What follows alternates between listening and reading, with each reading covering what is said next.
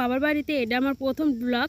আর মা এখানে কত রকমের শাক তুলে নিয়ে এসেছে মাঠ থেকে। আর মাঠে তো গ্রামে বোঝ হয়, মাঠে কত রকমের শাক পাওয়া যায়, সেগুলোই মা তুলে নিয়ে এসে আর এখানে আমি কেটে দিচ্ছি। মা বলছে কি তুই কেটে দে আর আমি ফটাফট করে রান্না করে নেবো, নাহলে কিন্তু অনেকটা দেরি হয়ে যাবে। আর শাকটাক বাঁচতে কিন্তু অনেকটা দেরি হয়। আর তোমাদেরকে দেখালাম ওই শাকটার কী নাম বলো তো। আর মাকে বললাম আমি এদিকে সবজি কাটছি আর তুমি এদিকে রান্নাটা করে নাও। রান্না বলতে সেদ্ধ ভাত করেছে আর সকালে এই খেয়ে কিন্তু রাত আবার দুপুরের জন্য আলাদা রান্না হবে। আর এদিকে দেখো মাছ ধরে এনেছে আমাদের পুকুর থেকে। আর আমি কিন্তু মাঠে এসেই কিন্তু আবার ভয়েসটা দিচ্ছি, তার জন্য তোমরা চারিদিক থেকে অনেকটা আওয়াজ পাবে। আর এখানে আমি সব কাজ কমপ্লিট করে চান করা হয়ে গেছে। আর মেয়ের কয়েকটা জামা ছিল সেগুলোই কিন্তু কেচে দিয়েছি।